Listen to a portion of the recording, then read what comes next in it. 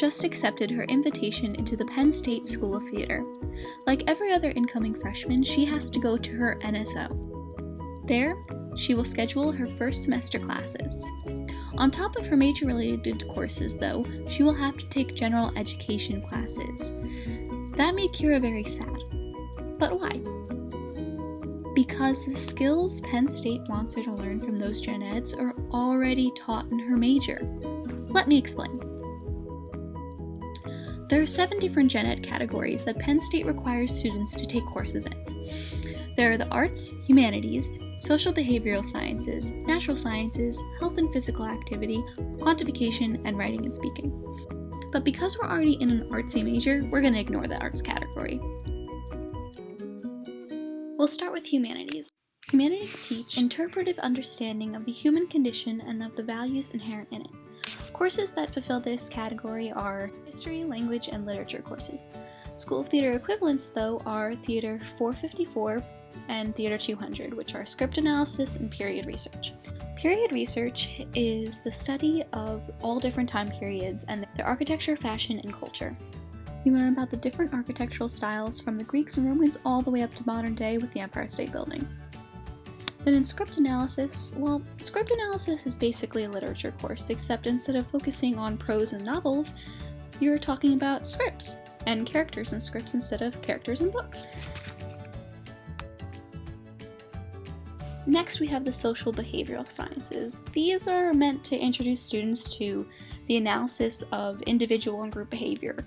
Courses under this category are lower-level comm and psych courses.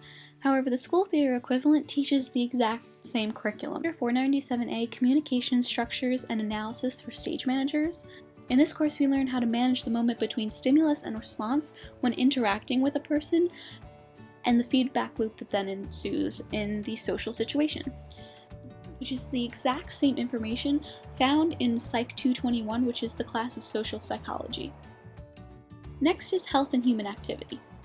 This area focuses on the theory and practice of lifespan wellness and fitness activities, which span basically courses in CPR training to dance and badminton.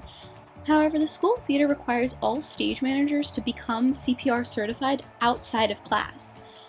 Then there's also Theater 497B, hand-to-hand combat for the stage and street, which you learn anything from fencing techniques and sword fighting to the basics of martial arts and self-defense. It's also important to note that the School of Theater majors are the only majors at Penn State that require a physically demanding course every single year of their study. This ranges from movement to combat to dance courses.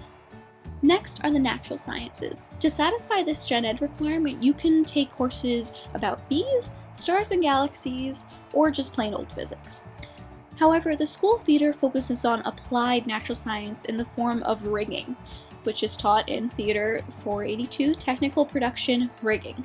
Rigging is the term used to describe the set of lines and counterweights that hold up curtains and other backdrop materials that fly into the stage.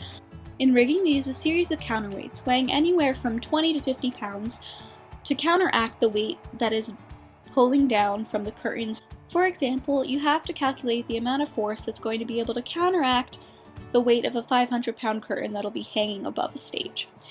If you put too many counterweights, the curtain will fly through the roof, and if you don't put it enough, there's a possibility that the curtain or other backdrop piece will fall onto an actor and could possibly injure them, which is basically what happened on Broadway with The Amazing Spider-Man.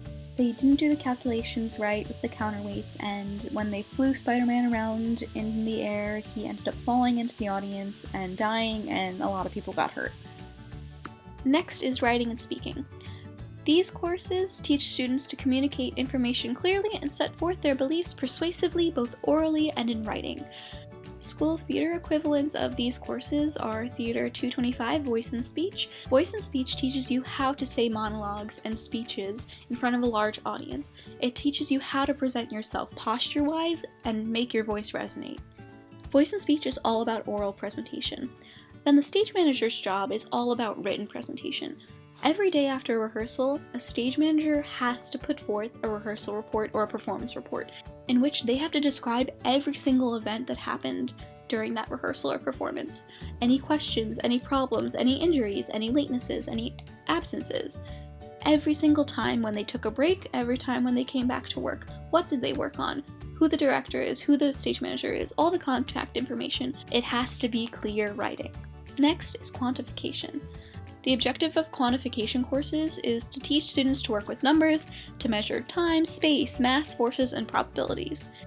Courses underneath this category are basically any math course that range from calculus, where you find the area under a curve, to finance courses where you find the interest of your bank statement.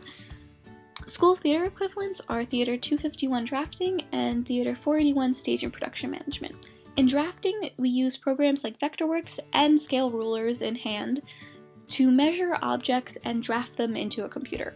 Theater 481 Stage and Production Management. In this course, you learn how to budget a show. Who gets what? Set, props, costumes, lighting, sound, projections. Actors' pay.